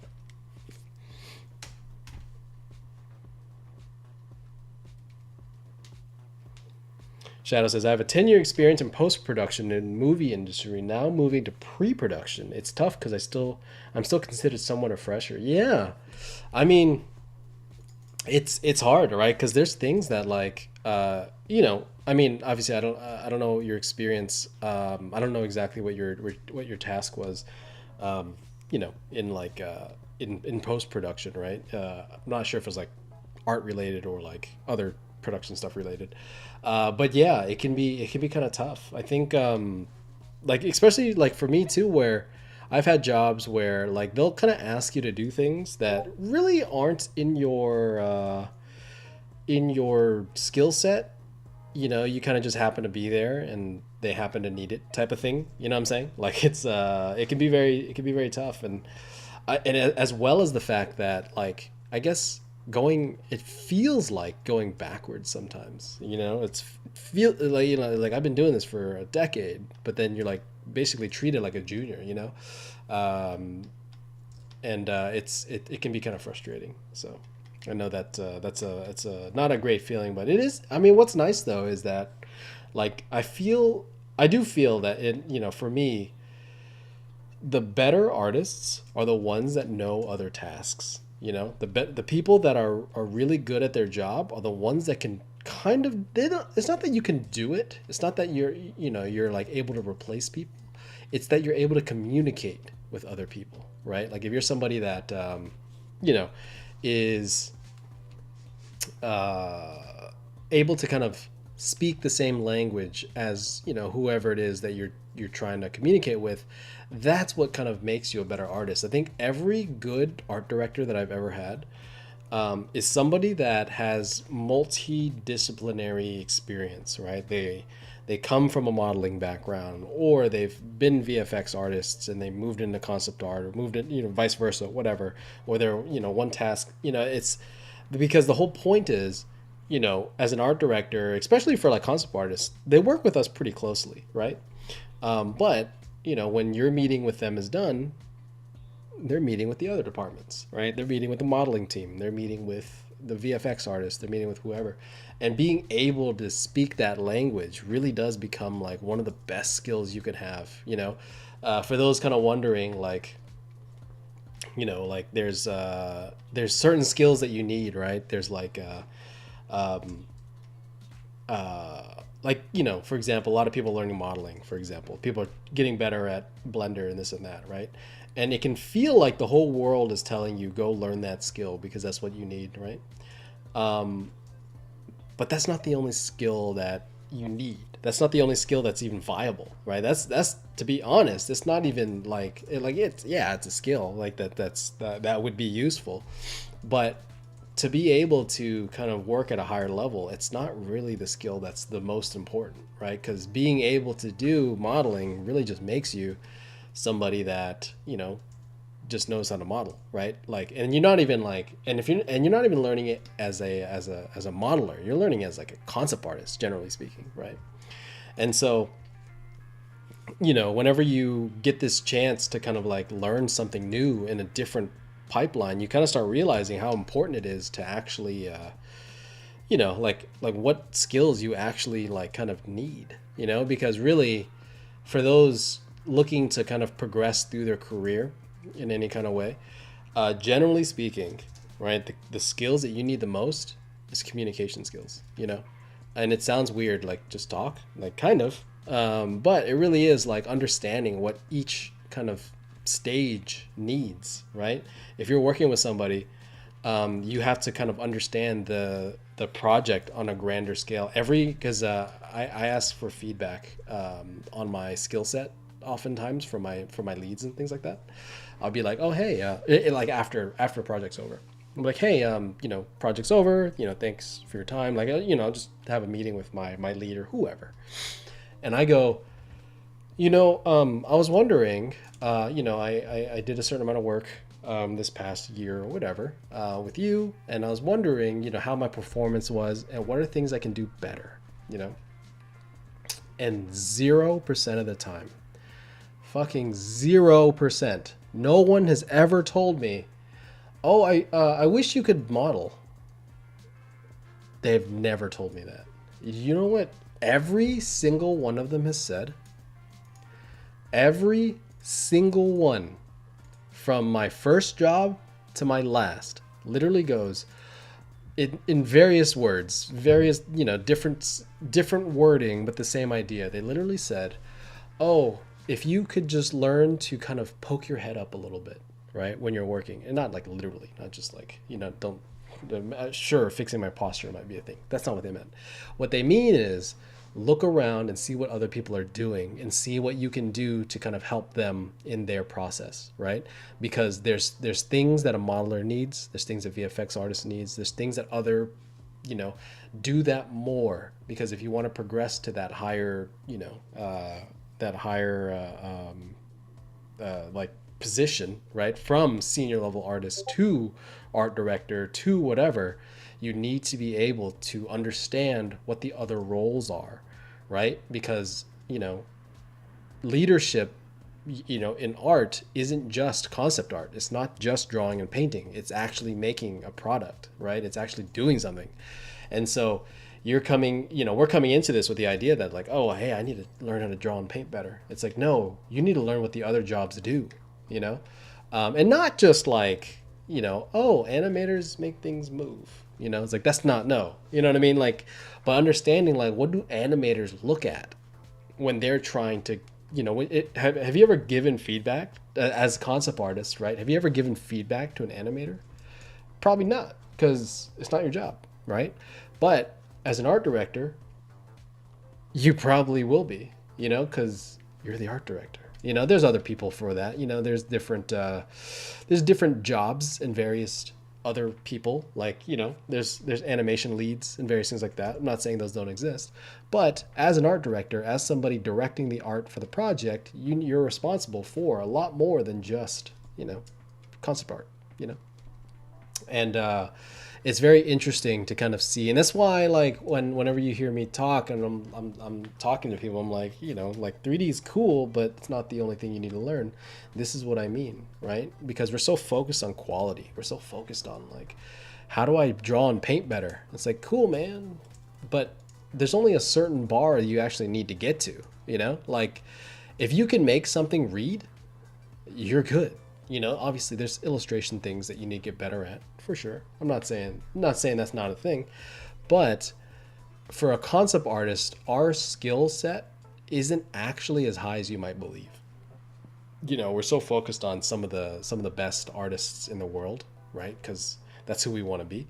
But more often than not, you'll kind of see that that's not like that level. Like, you know, painting like Jamie Jones is not that it's not that you shouldn't do it. It's just that it's not necessary to paint that good, right? You could like please like try and paint that good, but it's not really necessary because I can't paint as good as Jamie Jones now, but I can still find work as a concept artist because I pass the minimum requirement for getting an image to kind of read. You know what I'm saying? And then as I get better, there's other skills that I need to kind of do to get better, right? So, sorry, kind of ranty, but you know, we're hitting those final moments here. Cool. So I'm just kind of rendering, right? And right now, like I'm just kind of doing the rocks. I do want to save some of the rendering stuff for next week. Obviously, you know, this week was about getting my colors and mood set up, and I kind of explained in the beginning like what that was about, right? The whole understanding of when I went to this event, when I did this thing, you know, I experienced kind of like what this like place actually felt like. You know what I mean? Whenever so for those that joined late or, you know, watched, I guess, midway through, I don't know. Really what I was doing was I went to the actual like ukai fishing thing. You know, it's like down the street from me.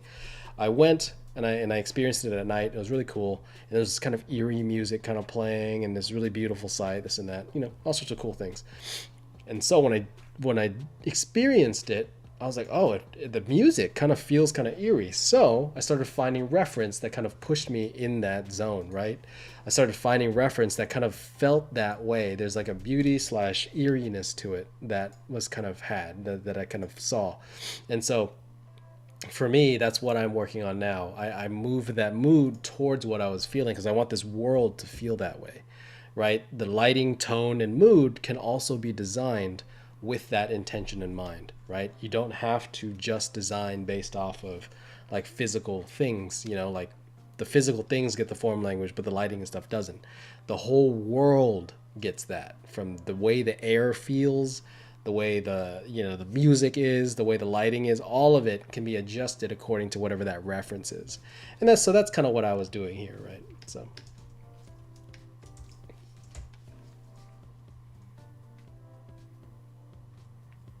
Cool. My cat's like right here. I don't know if you guys see that. I just have like free toe beans on tap.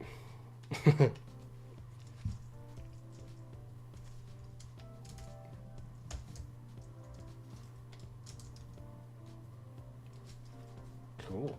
Any last questions? We got 15 minutes left. Do I have another topic I want to talk about? Oh, I did have another topic I want to talk about. I had a question from one of the live stream people.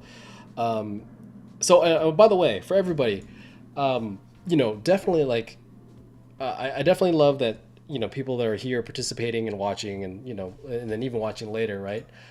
Please come with questions. This stream becomes better the more questions that you have, because I can talk about the things that are relevant to me, but a lot of things that are relevant to me actually aren't relevant to you quite yet, right? There's things that it's not that you don't need to know it, it just doesn't apply to you yet, you know. And if I don't have anything to talk about, I'm just going to talk about my stuff, right? So I do highly recommend doing that, right? Just be present, you know, be around, ask stuff, just talk, because this is how we get better, right? How do I know what topics to talk about if, you know, you're not asking them, right? So, yeah, just kind of keep that in mind. If you're watching on the YouTube later, right, just type it in the comments, ask me, right? Send it in the Discord. For those of you that like come and join the, you know, live stream right now, there's like, what, 7, 8 of you right now. Just ask it, you know, at any point in time. Write it down, save it for later, whatever. Because it really does help. And chances are, I guarantee you, if you're somebody that is feeling that, like whatever thing that you're feeling, everybody else is too, right? That's why it's always like, you know, the last couple questions was like, oh yeah, we experienced this thing, you know, oh yeah, I remember that, you know, it's because I mean, I went through shit like that, you know, and everybody here probably feels the same exact way. And so it really does help. We kind of go farther together, right? The more questions we bring up, the more answers kind of pop out. If you don't have any questions, you know, it just doesn't really move the needle as much, right? I can kind of gear the conversation towards that better, right? But I did have a conversation point. So there was a question where there's, I guess, different ways to kind of comprehend form language, if that makes sense, right? There's different mindsets behind it whenever you're designing. So with this form language that we're kind of designing here, right, this kind of world, I'm designing things based off of attributes and things like that. And there's a little bit of a function involved, and you know, there's things that I'll kind of talk about next week as I kind of dive deeper into this painting. But a lot of the stuff I talk about is a lot of aesthetics, right? It's a lot of like visual things that, you know, it's not that it doesn't function. It's just that's not the forefront of what I'm thinking about. But there's some schools of thought, particular schools, you know, like FCD, Art Center, stuff like that, where like, you know, form or a function over form. We've heard that a lot, right? The idea that things should be functional before they are aesthetic, right? Like, you know, the function's important. There, you know, it's not that that's wrong. It's definitely not wrong. It's definitely correct. Like in a engineering sense, right? Whenever we're talking about, like, if you're an engineer and you're making something, yes, it should function, right? The most important thing is function. But I will say, for us, it's not that that doesn't matter. I think for me, it shouldn't be the only thing, or shouldn't be the main thing that you focus on, you know? Yeah, like Type Proton says, I like to think function versus form ratio depends on the project. Of course, right? Like if you have something that's more mechanical, more functional, you know, yeah, go that way. You know, whatever it is for that project. But I think as a whole, I think artists kind of get that confused, because I think something to remember about us, like when you're an engineer, function over form makes a lot of sense, right? It needs to function. Ugly things are fine because it works well, right? We get that. But art is different, right? Like, we are not engineers at the end of the day. There are some things that it'll never be in our physical world, so it doesn't need to truly work. You know, if you're working in theme park, there are things where it has to kind of make sense, but they'll fake that too, right? But especially in games, especially in animation, especially in movies, you know, the idea of function over form, I do think is flawed for us, right? The reason I say that is because we need to make things that are appealing to the audience, right? Like if you're playing a game, you want somebody to play this character. You want someone to use this product, or this prop. You want somebody to use this weapon, right? And so you want to make a gun, make a sword, make a whatever that's appealing in some sort of way. There's an inherent function behind it. I'm not saying forget about function, but when you make something too functional, it becomes real, right? It becomes something that is very realistic. It's very like easy to kind of like, oh yeah, that's the thing that exists. I've had, you know, I'll be working with people, and you know, we'll like, it was a long time ago. We were like designing something, and we kind of like, we went so into function, like, oh yeah, like the pivot point will be here, this and that, and you know, you're thinking about the mechanics behind it and everything. And then eventually we came up to a design that was the most real thing you've ever seen. It's like, it looks real. And then we Googled some stuff, like, oh, that's it right there. Like, that's exactly it. We just remade something that we just didn't know existed, you know? And the issue with that is oftentimes it ends up being boring, right? And it's boring to look at, so we're never going to grab it. Like, I was very into the form over function, or function over form idea for a long time. I had this art director once, and he says the simplest thing to me. Like, just, it was the easiest thing. I made a weapon design, and he was like, is that something that you want to play with? You know, because we're building characters, or they were building characters. I was do a weapon for that character. And he was like, is this something that you want to use? Would you select this? Like, you're playing World of Warcraft, or you're playing, you know, whatever, like whatever game. And there's this like you know, you gonna play with a golden gun, or you gonna play with that fucking, you know what I mean, the thing that looks like, you know what I mean? It's like you want to play with the golden gun. You want to play the thing that's like the most fun looking, the thing that's, you know, unique, the thing that kind of says something to you, right? That's why skins do so well on in first person shooters, right? Because they don't. It's not that they don't care about the gun. It's just it looks cooler, you know. They want to use that. It's the dragon shaped gun, you know, or whatever. And so he said something so simple. He goes, "Do you want to play with that?" I was like, I don't know. I mean, yeah, I guess so, right? Because you know, you designed it, so yeah, I guess I'd want to play with it, right? And he's like, no, but would you pick that out of a lineup? I'm like, oh no, I'm more of like a rogue type character. I like smaller daggers and fast and quick, you know. And it was like, he was like, why don't you just design that? Design something you want to play with, you know? Because if you don't want to play with it, why the fuck would I want to play with it? You know, why the hell would someone else want to play with it?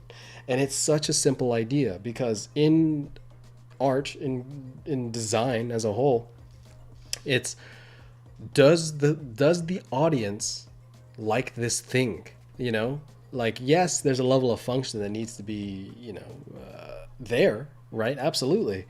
But if they don't find it interesting, they will never use it, right? And that is not what we want, right? It's we need the audience to want to play, you know, with what, you know, play with the thing that we designed, right? Because we designed it. And so whenever I approach design now, I always ask, like, is that interesting? Is that something that I want to use, right? And for sure, right? There's always the conversation of like, you know, like how I guess there's a level of function that needs to be had, and depending if you're doing something very realistic, right? I'm gonna kind of lean more towards function, right? But I'm still gonna make something that looks appealing, right? I'm still gonna make something and make it look good first, because at the end of the day, the things that we're doing will never, generally speaking, never be made, right? In real life, right? Because it's a game, you know, it never actually has to fire a bullet. It never actually has to turn into a lightsaber, right? It's just going to be in a game. They're going to use it. And there's a perceived function that needs to be had, but it doesn't actually need to work, right? So whenever like you're building worlds and stuff, go with that idea first. Go with something that looks like it works, but it doesn't have to actually work, right? It just has to look like it does. And that's what you want to do, right? Because at the end of the day, we get so like, artists get so tied into like, you know, the idea that it's functional, it's real, it's, you know, tangible. Like every pivot is like exactly like that. I measured it, this and that. It's like, yeah, cool, man, but it's like it looks boring as shit. You know, it's like, why do I want to play with that? You know, why do I want to use that? Who would ever pick that character? You know, and it really does become like a very crippling like effect for artists, because now it's like, oh, but it needs to work. I can't, you know, this doesn't make any sense. It's like, yeah, there's a level of things do need to make sense. Absolutely. But not everything needs to be fully functional. It just needs to look like it's functional, if that makes sense, right? So just little things like that. I think it, no matter what you do, right, at the end of the day, like, just remember, this is entertainment, right? This isn't an actual, like, this isn't real, you know. We just make images. We make pictures that make people happy, you know. It's just, you know, there's a suspended belief. There's the, what is it? There's a level of I guess mysteriousness that the audience will let us get away with. And that's what you want to aim for. If you're like too far out, right? If you're not matching the lore of your world, you know, it's not a big deal. Like, you know, if you're not matching the lore of your world, then, you know, you kind of want to dial it back. But if you're like pretty close, you're fine. You know, if your world's magic, it's cool. Things are floating. No one's really gonna question that. But if your thing's like sci-fi, and then there's like, you know, something's floating and you have no explanation for it, that's when you kind of run into the issue of like, you know, oh yeah, this doesn't really make sense. You know, it's not matching the form language we kind of established, you know. Cool.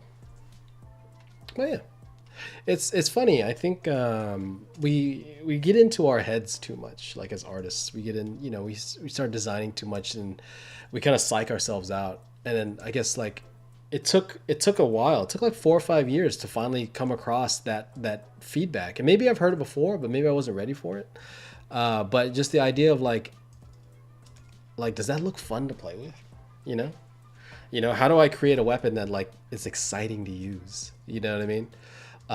That's what you want. That's what my first thought is. Is this interesting? Is this something that like makes the audience want to play this game? If not, I try another design, right? It needs to be exciting, Cool. All right. So, we're wrapping up. Just painting rocks, right? We'll get into more rendering things next week, right? But for what we had, did I even save? I might not have. Let's see. Perfect. Let me save this as a V2.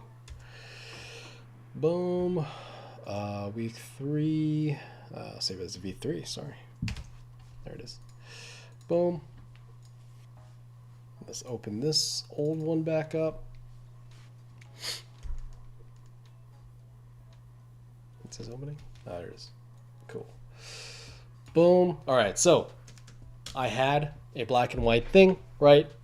I just made some shapes. I kind of like where it's going. I have some ideas. I'll explain it next week on like kind of where I'm going with this, right? But I'm kind of inching towards it. I have my architecture designs, right? I have my general kind of shape language from week 1, but I showed you in week 2, right?